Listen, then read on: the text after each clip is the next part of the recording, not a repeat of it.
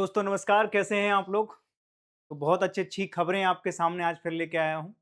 सबसे पहली खबर जो हम कोशिश करते हैं कि पॉजिटिविटी से चीज़ें हमारा सेशन जो है वो चालू हो। तो हमने एक वर्ल्ड रिकॉर्ड बनाया है अभी-अभी। अहमदाबाद म्युनिसिपल कॉर्पोरेशन ने इस पूरे इवेंट को ऑर्गेनाइज़ किया और हमने 1 घंटे के अंदर 3,61,000 से ज़्यादा पेड़ों को रोपित किया यानी वृक्षारोपण किया हमने, ठीक है? ये एक बहुत बड़ा गिनीज़ वर्ल्ड बुक में हमने क्या किया वर्ल्ड रिकॉर्ड बनाया, ठीक है? वो एक पैमाना है। मुख्य-मुख्य बातें क्या हैं इन चीज़ों की तो वो थोड़ा समझ लेते हैं। ये घटना है 12 जुलाई 2026 की अहमदाबाद में 1 घंटे में 3,61,000 से भी ज़्यादा पौधे हमने क्या किए, रोपित किए, जो कि गिनीज़ वर्ल्ड रिकॉर्ड को हमने क्या किया, बनाया है 1 घंटे में। कोई ऐसा करने वाला दुनिया का पहला देश बन चुका है इंडिया। और इंडिया में कौन बन चुका है?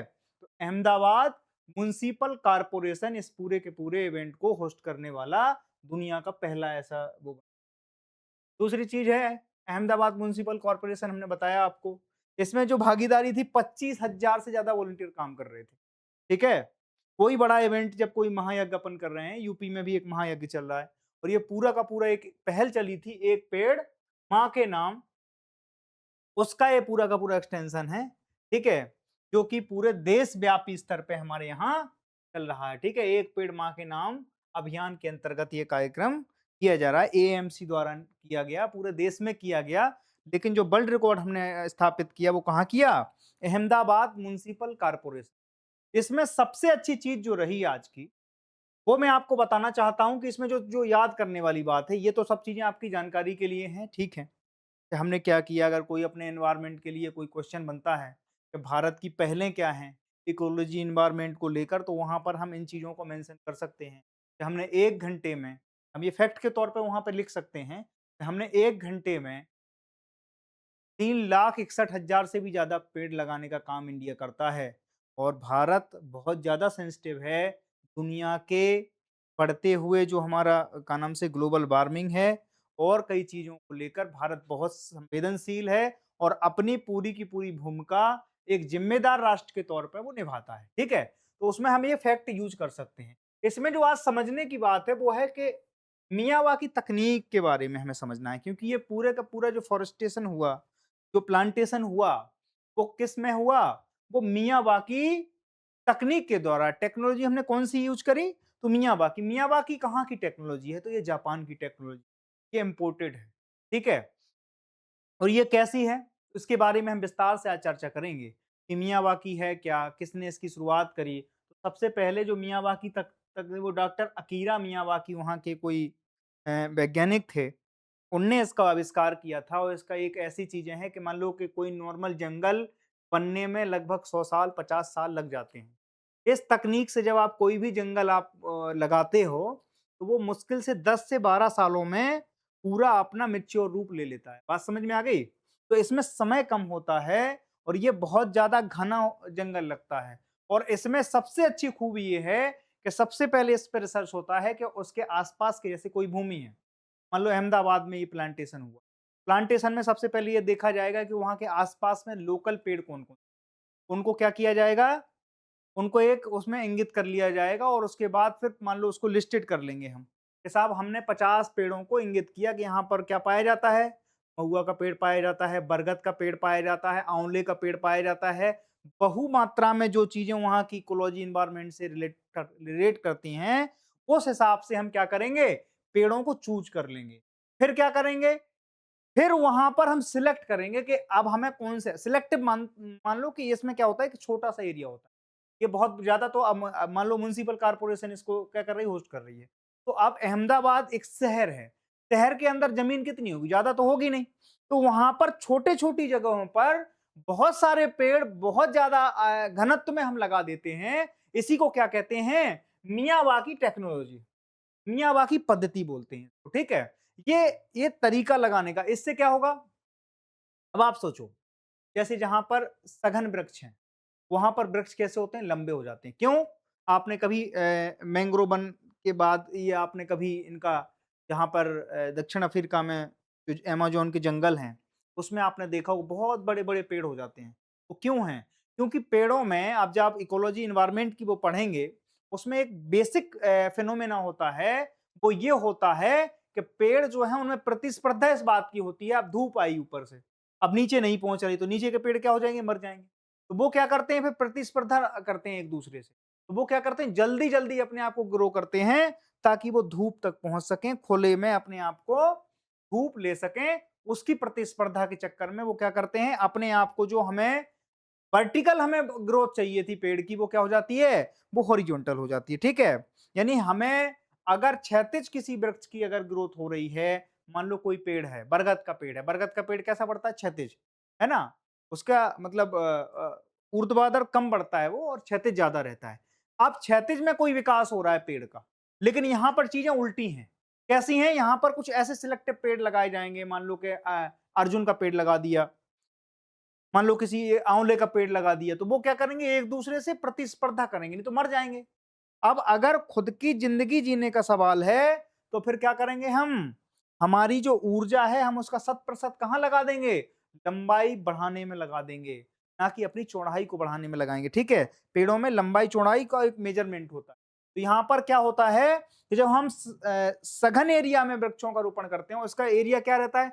1 मीटर में 4 से 5 पेड़ लगाए जाते हैं। तो ये बहुत ज़्यादा सघन वन बोलते हैं इसको। मियावाकी जब पद्धति से हम किसी वन का रोपण करते हैं, तो उसमें क्या होता है सघन वन लगाया जाता है बहुत ज़्यादा। अब इससे क्या होगा? अब इससे होगा कि ये जो पौधे 10 साल में जिनका ग्रोथ होना था, आप कभी भी किसी ऐसी जंगल में चले जाना, किसी बगीचे में चले जाना, अगर बगल-बगल में पेड़ लगा दिए आपने, तो फिर वो जल्दी विकास कर जाते हैं। क्यों? क्योंकि एक-दूसरे से लड़ने की होड़ ना होकर अपने सर्वाइवल की दिक्कत होती है। और सर्वाइवल की दिक्कत में आदमी अपना 100% क्या करता है? परफॉर्मेंस कर जाता है और उसके चक्कर में जो जंगल 100 साल में बढ़ना चाहिए था, वो जंगल 10 साल में बन के तैयार हो जाता है और यही उन्होंने रिसर्च किया था और इसमें सबसे अच्छी चीज़ ये है कि भाँति-भाँति के पेड़, उसी जगह के, उसी जलवायु के पेड़ हम एक जगह एक साथ कम उसमें लगा देते हैं ज़मीन के टुकड़े में। यानी कि 1 मीटर में लगभग 4 से 5 भिन्न-भिन्न तरह के पेड़ हम लगाते हैं। उसी पद्धति को क्या करते हैं? मियावाकी पद्धति हम ठीक है? तो ये बात समझ में आ गई? तो ये जो जंगल लगाया गया है, इसकी खूबी क्या थी? ये मियावाकी पद्धति के आधार पर निर्भर था, ठीक है? निर्धारित हुआ था पूरा का पूरा प्लांटेशन, ठीक है? तो ये थी। अब हमने आपको ये बता दिया जो चीज़ें ज़्यादा आपको समझने की चीज़ें थी, वो मैंने आपको उस पे थोड़ा-सा और ज़्यादा डिस्कशन किया। अब इसमें एक चीज़ और आती है ना? उसी दिन गांधीनगर लोकसभा क्षेत्र में 1.26 करोड़ पौध लगने की जानकारी मिली। यानी समथिंग सवा करोड़ पौधे। बात समझो कितना बड़ा आंकड़ा होता है। 1 दिन में लगाए गए हैं। अब इसमें सबसे चीज़ें क्या होती हैं, इसके सर्वाइवल रेशियो क्या है इसका? मतलब हमने जितने प्लांट लगाए हैं और उनमें कितने जी रहे हैं, कितने जीवित हैं, उसका रेशियो क्या रहता है, वो बड़ी विडंबना की। वन विभाग में अभी बहुत सारे सुझाव हैं, बहुत सारी चीज़ें, बहुत सारे सुधार भी हुए हैं। लेकिन मैं चाहता हूँ, वन विभाग के लोगों, देश में आप आने वाले चीज़ों को ड्राइव करेंगे, उसके लिए आपके लिए बहुत ज़रूरी है क्या? मियावाकी पद्धति मैंने आपको बता दी, ठीक है? हर पेड़ एक संकल्प है, प्रकृति के साथ हमारा वचन है, इस तरीके से हमने लगाए हैं और सैल्यूट करता हूँ मैं वन विभाग को। विशेष मेरी मेरी मैं बहुत इज़्ज़त करता हूँ वन विभाग में मेरे बहुत करीबी लोग हैं। बात समझ में आ रही है आपके? तो मैं इसीलिए उस डिपार्टमेंट की बहुत इज़्ज़त करता हूँ। कुछ चीज़ें हैं वो हर डिपार्टमेंट में होती हैं, लेकिन मैं उतना ज़्यादा कुछ नहीं, मेरे हिसाब से चीज़ें ठीक हैं। ठीक है? अब इसमें क्या होगा कि हमने दूसरी चीज़ जो हमें इम्पोर्टेंट समझनी है कि हम सतत विकास लक्ष्यों के सस्टेनेबल गोल के जो योगदान में गोल नंबर 11, 13 और 15 को प्राप्त करने में सहायक हैं। अब देखो हमने उस दिन आपको पूरे विस्तार से बताया था, सस्टेनेबल गोल कितने हैं, क्यों हम कर रहे हैं, इसमें कौन-कौन सी चीज़ें हैं, बेरोज़गारी, है ना, भुखमरी, इन सब चीज़ों के लिए हमने लक्ष्य तय किए हैं। किसने किए हैं? हमने नहीं किए हैं, ये अंतर्राष्ट्रीय स्तर पे मानक हैं, इनको हम अचीव करने की कोशिश कर रहे हैं। देखो आप 11 वाला क्या है? तो सतत विकास के लक्ष्यों को प्राप्त कर रहे हैं हम। जो 13 वाला लक्ष्य है वो जलवायु के परिवर्तन के लक्ष्यों को हम प्राप्त कर रहे हैं और स्थलीय जो हमारा जीवन है, उसको हम क्या कर रहे हैं? बचाने का प्रयास कर रहे हैं। तो ये सारे के सारे लक्ष्यों को हम एक चीज़ से पूरा का पूरा कर लेते हैं, वो है प्लांटेशन। बात समझ में आ गई? तो इसका मोटा-मोटा हमने चीज़ें बता दी आपको। 25,000 से ज़्यादा स्वयंसेवक लगे, ऐतिहासिक उपलब्धि है, जो हम आपको बता चुके हैं। दूसरी बात है कि जलवायु के परिवर्तन में मुकाबला, कार्बन अवशोषण बढ़ेगा, तापमान नियंत्रण में मदद मिलेगी, शहरी हरित आवरण में वृद्धि होगी, वायु गुणवत्ता सुधरेगी, हीट आइसोलेंट प्रभावित कम होंगे और जन भागीदारी बड़े पैमाने पर स्वयं से भागीदारी से जागरूकता और सामाजिक जिम्मेदारी भी बढ़ेगी। अच्छा एक बात बताओ, ये वैज्ञानिक हमें एक चीज़ समझो आप, बैकग्राउंड में आपने एक चीज़ समझी जो मैं आपसे कह रहा था कि अकीरा मियावाकी ही क्यों इसको वो कर पाए? क्योंकि जब आवश्यकता आविष्कार की जननी है। आपने जापान की पूरी लोकेशन देखी है? वहाँ की भौगोलिक स्थिति कैसी है? चारों तरफ से समुद्र से घिरा हुआ है। कभी भी भूकंप आ जाते हैं। भूकंप रोधी सबसे ज़्यादा कौन-सी चीज़ें हैं? तो भूकंप सबसे ज़्यादा कहाँ आते हैं? तो जापान जैसी कंट्रियों में आते हैं। अब आप सोचिए, वहाँ भूकंप भी आ रहे हैं। वहाँ पर क्या हो रहा है? वहाँ चक्रवात भी आ रहे हैं, वहाँ सुनामी भी आ रही है। तो ऐसे देश में सस्टेन करने के लिए क्या चीज़ें हैं? अब वहाँ के जो जंगल है, मान लो 100 साल से कोई जंगल था, एक सुनामी आई, पूरा जंगल खत्म। अब क्या करें हम? हमें क्विक फॉरेस्टेशन चाहिए। क्या चाहिए? क्विक फॉरेस्टेशन की आवश्यकता है। हमें बहुत जल्दी आपको जंगल निर्माण की ज़रूरत है। तो वहाँ पर हम फिर ऐसे मियावाकी पद्धति का क्या करते हैं? उपयोग करते हैं और ये सारी चीज़ उन्होंने अपनी ज़रूरत के हिसाब से डिज़ाइन करी। लेकिन ये पूरी दुनिया में जितने शहर हैं, उनके लिए ये मान लो संजीवनी का काम करती है। क्यों? आप सोचो दिल्ली में कितना पॉल्यूशन रहता है। दिल्ली के पॉल्यूशन का इलाज क्या है? अब मान लो म्युनिसिपल कॉर्पोरेशन ऑफ अहमदाबाद जैसे जो उन्होंने किया, अब एमसीडी हमारे यहाँ नहीं कर सकते। दिल्ली एमसीडी में जो हमारे लोग हैं, वो भी करेंगे। वहाँ पर भी बहुत सारा एरिया है, जहाँ पर हम क्या करेंगे? हम ऐसे फ़ॉरेस्टेशन को बढ़ावा देंगे। इससे क्या होगा? कार्बन अवशोषण होगा। तो ये फ़िल्टर करते हैं। हवा को बहुत ज़्यादा फ़िल्टर करते हैं जंगल और जंगल ही नहीं होंगे अब जैसे यहाँ पर क्या है, जंगल तो हैं। किस चीज़ के हैं? तो कंक्रीट के जंगल हैं साहब। तो कंक्रीट के जंगलों को कम करके हकीकत के जंगलों को बढ़ाना, ग्रीनरी देना, आपके सतत विकास लक्ष्यों के ऊपर एक बहुत बड़ी ज़िम्मेदारी बन जाती है। और एक नागरिक के तौर पर आपकी ज़िम्मेदारी बन जाती है। बात सिर्फ़ एक पेड़ माँ के नाम की नहीं, बात है कि हम भविष्य को कैसे सुधारेंगे। और अगर हमें उन लोगों को सोचो, आप जापान के लोगों को सोचो, इस चीज़ में रिसर्च कर लेते हैं। हम क्यों नहीं कर पाते? क्योंकि हम इस चीज़ को समझ नहीं रहे। हमें स्लो पॉइज़न देते रहो आप। आप कहो कि आपकी मृत्यु 30 साल बाद हो जाएगी। कोई बात नहीं 30 साल बाद होगी ना। कल के लिए ज़िंदगी सोच रहे थे, कल ही मर जाएँगे। ठीक है, तो हम वहाँ पर नहीं जाते हैं। आप सोचो अगर इस जगह पे लोग इस तरीके से रिसर्च कर रहे हैं, वहाँ पर इस चीज़ में शोध किया जा रहा है, मतलब वहाँ की समृद्धि किस लेवल पे और माइंडसेट किस लेवल पर लोगों का, वो बहुत अवेयर हैं। हम कम से कम ये तो कर ही सकते हैं। हमें पता है कि चीज़ें जिस तरीके से बढ़ रही हैं, ग्लोबलाइज़ेशन की ओर बढ़ रही हैं, सारी चीज़ें हो रही हैं, तो इंडस्ट्रियलाइज़ेशन की ओर बढ़ रही हैं। लेकिन हम जो सुखद मोड़ दे सकते हैं, वो तो दे ही सकते हैं। ठीक है? तो ये चीज़ें हमें करनी है। ये चीज़ हो गई। अगली चीज़ आ जाओ अब दूसरी चीज़ क्या हुई अभी, बहुत ज़्यादा द देश में हमारी अदालतें उसमें थीं, चर्चा में थीं, कि साहब देश के सीजेआई साहब ने युवाओं को, बेरोज़गारों को कॉकरोच बोल दिया। इसमें एक पूरी एक पार्टी का निर्माण हो गया। तो क्या कहते हैं? कॉकरोच जनता पार्टी बोलते हैं, सीजेपी उसका निर्माण हुआ, फ़ॉर्मेशन हुई। कोई व्यक्ति वहाँ बैठकर उसका फ़ॉर्मेशन करता है और 2-4 दिन, 7 दिन के अंदर मिलियंस में उसके क्या हो जाते हैं? फॉलोवर्स हो जाते हैं। और उसकी कंडीशन सबसे अच्छी क्या लगी? कि बोले तुम आलसी होना ज़रूरी है। आप बेरोज़गार होना चाहिए, आपका आलसी होना ज़रूरी है ना? और सोचिए इस देश के युवाओं को कि इतनी सारी कंडीशन जो थी कि लेज़ी हो आप बेरोज़गार हो, आप भुखमरी में ना जी रहे हो, वो सारी चीज़ें उन्होंने जो अपना वो निकाला था कि क्या-क्या इसकी एलिजिबिलिटी है सदस्यता होने की। कई लोगों ने उसमें एलिजिबिलिटी में अपने आप को वो माना कि नहीं हम भी आलसी हैं, हम भी राष्ट्र के प्रति मतलब कुछ नहीं, हम खाली रील सरका सकते हैं। उसमें स्पष्ट रूप से लिखा था कि केवल रील सरकाना है आपको। और लोग उसमें भी हैं, अभी जाके जंतर-मंतर पे क्या चल रहा है? धरना प्रदर्शन है और भूख हड़ताल पर बैठे हुए हैं देश के जाने-माने भूवैज्ञानिक जिनको बोलते हैं सोनम वांगचुक जी।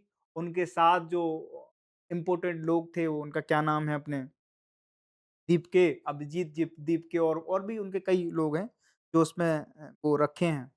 सब लोग उसमें क्या कर रहे हैं, पार्टिसिपेट कर रहे हों। केवल एक चीज़ पे इस पूरी की पूरी पार्टी का फॉर्मेशन हुआ, वो थी कि जब देश का सुप्रीम कोर्ट के जो हमारे सीजेआई साहब हो, चीफ जस्टिस ऑफ इंडिया, वो अगर ये कह देते हैं कि जो देश का वो बेरोज़गार है या युवा है, वो क्या है, कॉकरोच है।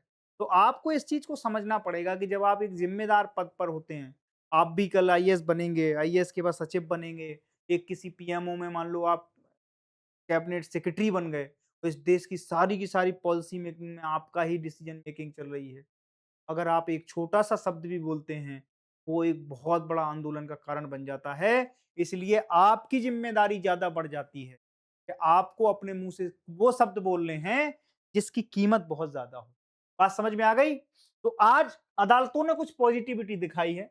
इन्होंने एक स्पेशल बेंच का निर्माण किया है, जिसमें 2 बेंचों में इनको इनको बाँटा है। एक बेंच जो है वो क्या देखेगी, मान लो कई ग्रुपों में इन्हें बाँट दिया। उसमें क्या कर रहे हैं ये? उसमें ये कर रहे हैं, वैसे तो हमारी अदालतों में जो है 93,000 से ज़्यादा केस जो है पेंडिंग हैं। हम अपनी अदालतों को बहुत ज़्यादा क्रिटिसाइज़ करते हैं कि अपने चीज़ को समझ नहीं रही हैं और हमारे ऊपर देखते हैं आप, है ना? देश के युवाओं को कॉकरोच बोलते हैं आप। लेकिन अभी अदालतों ने कुछ इसको सो मोटो एक्शन से थोड़ा-सा और ज़्यादा अग्रेसिव होकर इस चीज़ पे काम किया। उन्होंने कहा कि जो हमारे देश में 93,000 से ज़्यादा पेंडिंग केसेज़ हैं, उनके ऊपर हम बहुत सीरियस हैं और उसके लिए उन्होंने क्या किया? स्पेशल बेंचों का निर्माण किया और ये बेंचें क्या करेंगी? 2 तरह की बेंचें बनी हैं देश में। एक तरह की बेंच क्या करेगी? वो सिविल मामलों की वो रखेगी, उनके मामलों का निष्कर्षण देगी और दूसरी तरह की कौन-सी बेंच होगी? जो आपराधिक मामलों को कि क्राइम वगैरह को वो हैंडल करेंगी। दोनों तरह की बेंचें वो कह रहे हैं कि अब जल्दी से जल्दी इन चीज़ों को खत्म करना है। तो उसके लिए क्या किया गया, एक स्पेशल बेंचों का निर्माण किया गया। अब इसके बारे में थोड़ा मोटी-मोटी चीज़ें देख लेते हैं, ठीक है? सुप्रीम कोर्ट की विशेष बेंचें क्या हैं, तो विस्तृत विश्लेषण आप देख लीजिए कि सीजेआई सूर्यकांत साहब जो बहुत चर्चा में रहे, 24 नवंबर 2025 को पदभार संभाला और डॉकेट मैनेजमेंट सुधार के तहत यह क्या है, पहला कदम है। सुप्रीम कोर्ट में फिलहाल कितने हैं? सुप्रीम कोर्ट में फिलहाल 93,000 मामले लंबित हैं, जिनमें से 30 से 40%, 35 से 40% जो हैं, बहुत पुराने होते हैं। सोचो कई-कई दशक, कई-कई सालें गुज़र गईं, उनके ऊपर कोई सुनवाई नहीं है। कई कैदी केवल इसी उसमें हैं, अगर उनकी कोई ढंग की पैरवी नहीं है, तो जाके जेलों में बंद हैं। और ये चीज़ बहुत ज़्यादा क्रिटिसाइज़ की जाती है हमारे जुडिशरी सिस्टम में। उसी के ऊपर थोड़ी-सी पॉज़िटिविटी आज हम देखने को मिलती है और इसका सिग्निफिकेंस क्या है? तो पिछले कई वर्षों से सुप्रीम कोर्ट में पहली डॉकेट मैनेजमेंट पहल है, आकस्मिक अभियानों बजाय टारगेटेड और संचरित तरीके से पेंडेंसी घटाने का प्रयास है। अब होता क्या है, कई बार कई तरह की पहल चलती हैं सुप्रीम कोर्ट में, जुडिशरी में। ये वाली पहल, इससे ये चीज़ें हुई। अरे सपने मत दिखाइए आप। आप सबसे पहले पहल कब होती है? देश का जब पिछला कचरा पूरा साफ हो जाए, तब तो हम आगे की कोई ज़िम्मेदारी लेते हैं। नहीं, नहीं, आप ये वाली हैलोजन नहीं, अब ये वाली ट्यूबलाइट लगा दो। तब हमारे अंदर की कमरे में तो लालटेन जल रही है और हम आगे कह रहे हैं कि नहीं, नहीं, ये वाली नहीं, हैलोजन वो वाली लगाओ जो जो मिलकती है जो, है ना? इस तरीके की चीज़ें नहीं, उस पे थोड़ा-सा ध्यान दिया गया है, ठीक है? कोशिश यही है कि भगवान बनने से पहले इंसान बनना हम लोग सीख जाएँ अच्छे से, तब जाके हम उस प्रक्रिया में जाएँ, है ना? 2047 में हम क्या होने वाले हैं? 2047 में हम लोग, आपको अगर पता नहीं है तो हम बता देते हैं बहुत अच्छे तरीके से। हम लोग 2047 तक लोगों ने जो लक्ष्य रखे हैं कि हम विकसित हो जाएँगे, डेवलप्ड कंट्री में आ जाएँगे। उसमें ये सारी चीज़ें बहुत अच्छी हैं। न्यायिक व्यवस्थाओं में जनता का भरोसा बहाल होगा।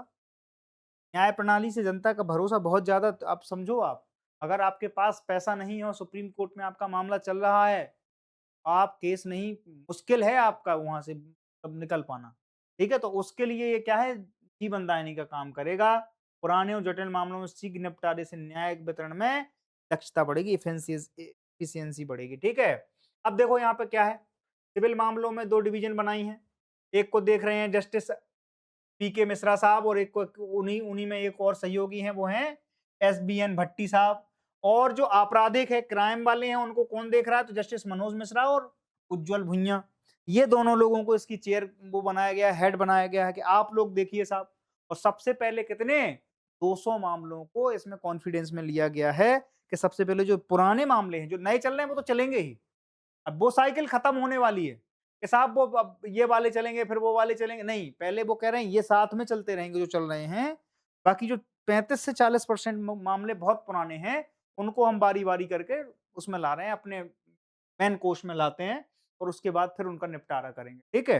तो उसमें कौन-कौन से हैं? तो ये 2 बेंच हैं, बेंचों में 2 लोग हैं, एक तो हैं मनोज मिश्रा और उज्जवल भुइयां साहब जो क्राइम का देख रहे हैं, ये सिविल का देख रहे हैं, ठीक है?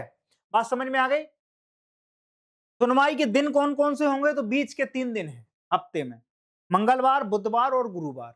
इन 3 दिन सुनवाई होगी। पहले 200 मामले इनने क्या किए, सिलेक्ट कर लिए हैं कि हमें इन 200 लोगों को पहले फेज़ में ये निपटारा करना है फास्ट ट्रैक की तरह, बहुत जल्दबाजी में करना है, ठीक है? और तरीके से करना है। अब दिक्कत क्या होती है, कई बार कई मामले इतने पेचीदा होते हैं कि सालों तक उनकी सुनवाई चलती है, सालों तक। और ऐसे तो है नहीं कि न्याय आप इस तरीके से दे दें। लेकिन एक चीज़ और है, न्याय में देरी, न्याय से इनकार करना भी तो है। अगर आप न्याय में देरी करते हैं तो आप, इसका मतलब साफ है कि इनबिल्ट तरीके से, या उसमें जो इनबिल्ट है कि आप न्याय में देरी ही कर रहे हैं, इसका मतलब है कि आपको न्याय देना ही नहीं चाहते, ठीक है? आप न्याय देने से इनकार कर रहे हैं। बात समझ में आ गई? अब कई बार है, आप सोचो किसी को वैसे ही नहीं मारना है तो ऐसे ही मार दो आप, 25 साल जेल में डाल दो उसको, जब निकलेगा वो वैसा बचेगा ही नहीं, बूढ़ा हो जाएगा। सोचो आप, ठीक है? तो ये क्या है? न्याय में देरी, न्याय से इनकार करना ही है न्याय देने से। और पैमाना क्या है? सबसे पहले 200 केसों को फर्स्ट उसमें ले लिया है, 800 केस प्राथमिकता में लिए जाएँगे और धीमे-धीमे इस पूरी के पूरे कचरे की क्या की जाएगी? सफाई की जाएगी। जैसे हम अभी जहांगीरपुरी में देखते हैं कि पूरे के पूरे कचड़े का पहाड़ की सफाई की जा रही है। नया रोस्टर किस तरीके से लागू हुआ? अभी आपके थोड़ा-सा पीटी से रिलेटेड कुछ क्वेश्चन हैं, जो वन लाइनर हैं और ये स्टेट पीसीएस में जनरली पूछ लिए जाते हैं।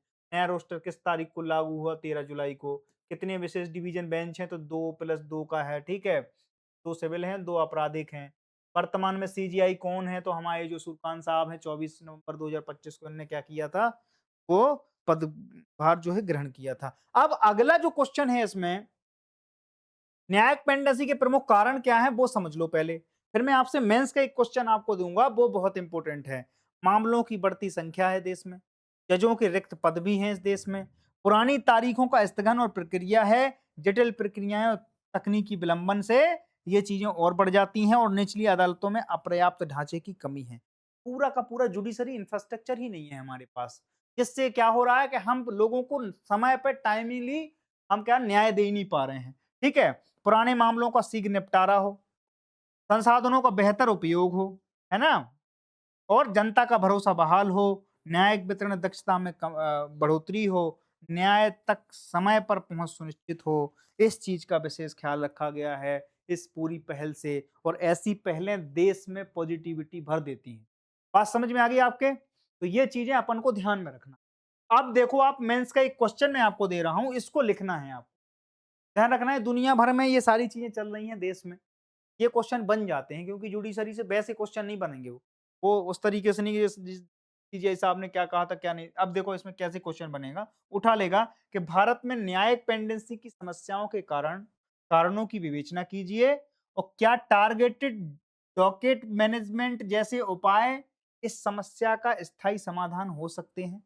ये अपनी विवेचना पे दो, उसमें सारी की सारी चीज़ें फ्रेम करनी है। कि कुछ अच्छाई, कुछ बुराई सारी चीज़ों को लिख के और आपको फ्रेम करके एक निष्कर्ष निकाल देना है, ठीक है? दूसरा क्वेश्चन है कि न्याय में देरी, न्याय से इनकार करना है। इस कथन के आलोक में सुप्रीम कोर्ट की हालिया पहल का मूल्यांकन कीजिए। बात समझ में आई आपको?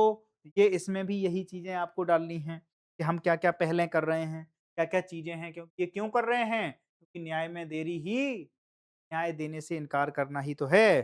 तो इस चीज़ को हमको क्या करना है? सिद्ध कर देना है। ठीक है? अगला देख लेते हैं आप। हाँ, ये और पॉजिटिव चीज़ आई है हमारे देश में, इसी से सब कुछ होना है। मध्य प्रदेश में अभी सेमीकंडक्टर के क्षेत्र में, है ना?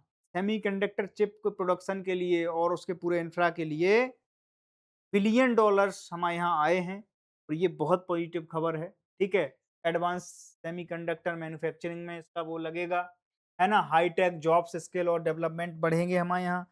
तो लोग अमेरिका वगैरह जा रहे हैं, वहाँ ग्रीन वीज़ा की बहुत ज़्यादा समस्याएँ बढ़ रही हैं।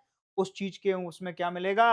हमारे यहाँ जो आईआईटी से बच्चे निकल रहे हैं उन्हें यही पैकेज मिल जाएगा, तो माँ-बाप को छोड़कर अमेरिका क्यों जाएँगे वो? तो विदेश के लोग यहाँ पर क्या कर रहे हैं, ग्लोबल पार्टनरशिप बिल्ड कर रहे हैं और हमारे यहाँ कर रहे हैं, इन्वेस्टमेंट कर रहे हैं। ठीक है? New era of technology exchange का हमारे यहाँ चालू हो चुका है। स स्टेट ऑफ द आर्ट, है ना? Fabrication facility, sustainable of green manufacturing हमारे यहाँ होगी, boost to make in India और आत्मनिर्भर भारत पहल को क्या मिल रहा है? बल मिल रहा है। इसकी मोटी-मोटी चीज़ें हम थोड़ा देख लेते हैं। ठीक है? तो इसमें क्या है, विशेष कंपनी क्या है? संबर ग्रुप है, कोई स्पेन का है, निवेश है $2 बिलियन, लगभग 19,000 करोड़ है। संभावित रोजगार कितने हैं? 5,000 तो इनिशियल स्टेज पर प्रत्यक्ष रूप से ही मिलेंगे, डायरेक्ट रूप से। इनडायरेक्टली एक पूरा इकोसिस्टम काम करेगा, तो वो बहुत ज़्यादा रोजगार हमारे पास अभी इसी की ज़रूरत है। क्षेत्र में सेमीकंडक्टर और डेटा सेंटर इकोसिस्टम को बिल्ड किया जाएगा, ठीक है? अब पूरे मध्य प्रदेश में कई जगह है, ये ऐसा नहीं है कि कोई एक जगह है, भोपाल या हम इंदौर या किसी और जगह की बात कर रहे हैं। उन्होंने चिन्हित किए होंगे कि कई जगह हमें इन चीज़ों को डाटा सेंटर बनाना है, एक इकोसिस्टम बनाना है, मैन्युफैक्चरिंग यूनिट बनानी है। उसमें क्या कर रहे हैं हम? एमपी ने अपनी बाजी मारी। भारत को वैश्विक सेमीकंडक्टर निर्माण और डिजिटल अवसंरचना केंद्र को बनाए रखने में इसमें क्या होगी? महत्वपूर्ण भूमिका होगी। बात समझ में आ गई? तो भारत को अगर सच में ग्लोबल पावर बनना है, अपने आप को सबसे पहले इस तरीके के प्रयासों से साबित करना पड़ेगा। दुनिया भर का इन्वेस्टमेंट हमारे यहाँ आए, दुनिया भर की कंपनियाँ हमारे यहाँ निवेश करें, हम अपने बच्चों को और क्या करें, बेहतरीन तरीके से स्किल करें, उन्हें और अच्छी एजुकेशन दें और उसके बाद वो अपने देश के बिल्डअप में क्या करें, योगदान। ठीक है? उच्च प्रौद्योगिकी विनिर्माण को बढ़ावा मिलेगा, भारत में सेमीकंडक्टर निर्माण की इकोसिस्टम को मजबूती मिलेगी, है ना? एफडीआई में वृद्धि होगी। अब सोचो एक कंपनी ने 19,000 करोड़ डाल दिए। कोई छोटे-छोटे निवेशक भी होंगे जो 1,000 करोड़, 2,000 करोड़, तो एक वो पूरा का पूरा क्या बन जाएगा, एक बास्केट बन जाती है, एक बंच बन जाता है। अब सोचो एक डाटा सेंटर बनता है, उसके आस-पास एक पूरा इकोसिस्टम बन जाता है। समझ में आ गई? तो रोजगार एवं कौशल विकास योजनाओं उच्च गुणवत्ता वाली नौकरियों और युवाओं के लिए उन्नत कौशल अवसर की प्राप्ति होगी, निर्यात और आर्थिक वृद्धि होगी, चिप निर्माण एवं डाटा सेंटर सेवाओं से निर्यात को बढ़ावा मिलेगा, हम एक्सपोर्टर होंगे, हम चिप निर्माण कर रहे होंगे छोटी छोटी। अमेरिका क्या करता है, सॉफ्टवेयर बेच देता है वो हमें, कई हजार करोड़ के सॉफ्टवेयर दुनिया भर में चल रहे हैं उनके। वो इतनी बड़ी $1 ट्रिलियन इकोनॉमी है वो, पूरी पूरी दुनिया को सॉफ्टवेयर से चला रहा है वो। तो हम क्या करेंगे, छोटी-छोटी चिप्स बनाएँगे, जिनमें रेयर अर्थ मिनरल वगैरह की जो हमारी शॉर्टेज है उसको पूरा कर रहे हैं। वही चैन के लिए मोदी जी पूरी दुनिया का चक्कर लगा रहे हैं। कभी चाइना जा रहे हैं, कभी इधर जा रहे हैं, कहीं मलेशिया जा रहे हैं, कहीं इंडोनेशिया जा रहे हैं, कहीं हम न्यूज़ीलैंड जा रहे हैं, कहीं हम कहाँ जा रहे हैं, वियतनाम जा रहे हैं। तो ये सब के सब चक्कर कर क्यों रहे हैं हम? केवल इसलिए कर रहे हैं ताकि हम रेयर अर्थ मिनरल की स्वावलंबन को हम आत्मनिर्भर बन सकें उसमें, और हमारे यहाँ जो चिप हमने अभी अभी हम लोग क्या है इसके सेल्फ मैन्युफैक्चरिंग हो चुकी है इसकी, कि हम इम्पोर्ट करते थे अभी तक, अब क्या कर रहे हैं हम खुद इसको प्रोड्यूस करके एक्सपोर्ट करने के मुहाने पे ठीक है। आर्थिक विकास में गति आएगी, बड़े पैमाने पर निवेश के राज्य में टीएसडीपी में वृद्धि होगी और प्रौद्योगिकी विकास की नई दिशा मिलेगी। रोजगार में 5,000 से ज्यादा लोगों को प्रत्यक्ष रोजगार मिलेगा, औद्योगिक इकोसिस्टम को मजबूती मिलेगी, क्षेत्रीय संतुलन विकास में एमपी के विभिन्न क्षेत्रों में औद्योगिकरण को बढ़ावा मिलेगा और जैसे क्या होगा, क्षेत्रीय विषमताएं दूर हो जाएंगी। किसी क्षेत्र में ज्यादा वो है, किसी क्षेत्र में कम विकास है, तो क्या होगा, जगह-जगह ये सारे के सारे इकोसिस्टम बिल्ड होगा, एक इंफ्रा बिल्ड होगा, तो वहाँ पर भी लोगों की रोज़ की जो जो रोज़मर्रा की चीज़ें हैं या उनकी जो खुद की पे स्केल है वो क्या हो जाएगी, इंक्रीज़ हो जाएगी और ये समानताएँ खत्म हो जाएँगी। फिर लोग ज़्यादा अच्छी शिक्षा पर जाना प्रेफ़र नहीं करेंगे। सोचो उन्हें गाँव में ही अच्छा रोज़गार मिल जाएगा। अच्छी क्या नाम से पेइंग कैपेसिटी उनकी हो जाएगी। वो सारी की सारी चीज़ें अपने घर पे ही कर सकते हैं। बात समझ में आ गई? तो ये सारी चीज़ें हमने आज देख ली। चिप आयात पर निर्भरता कम होगी जो अभी हम करते हैं, आत्मनिर्भर भारत को मजबूती मिलेगी, डिजिटल इंडिया को प्रोत्साहन मिलेगा, है ना? रणनीतिक क्षेत्रों का लाभ होगा, एआई, रक्षा, ऑटोमोबाइल, दूरसंचार, है ना? क्षेत्रों में विश्वस्तरीय और सस्ती चिप आपूर्ति उपलब्ध होगी। ठीक है? तो ये सारी की सारी चीज़ें घोषणा जो है एमपी टेक ग्रोथ कॉन्क्लेव 3.0 के दौरान की गई। ठीक है? तो ये सारी चीज़ें हमारे लिए क्या थी? आज की प्रमुख खबरों में से एक थी। ये क्या है? आपके लिए क्वेश्चन बन सकता है। अगला क्वेश्चन देखो आप।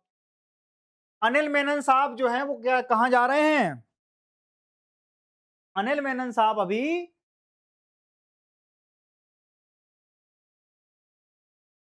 इंटरनेशनल स्पेस स्टेशन की ओर रवाना हो चुके हैं और ये कहाँ जा रहे हैं? अंतरिक्ष में जा रहे हैं। इनके बारे में थोड़ा-सा जान लेते हैं। अब इसमें देखो अंतरिक्ष स्टेशन कौन-कौन इसके सहयोगी हैं, कौन-कौन करते हैं, क्या-क्या चीज़ें हैं, अब आपको इस थोड़ा-सा ध्यान से देखना है कि ये नासा कौन-सी है, एजेंसी कौन-सी ले जा रही है, तो नासा ले जा रही है। अनिल मेनन साहब कहाँ के हैं, तो वो इंडिया के हैं। और जिस विमान में जा रहे हैं, वो विमान कहाँ का है, तो वो रसिया का है। जब हम इंटरनेशनल स्पेस स्टेशन की बात करते हैं, तो वहाँ रसिया, अमेरिका, इंडिया सब लोग एक हैं। ये सारा मसला जो है वो धरती पे आने के बाद बढ़ता है। जितने हम ऊपर चले जाते हैं, उतने सब लोग एक हो जाते हैं। फिर उसके बाद क्या होता है?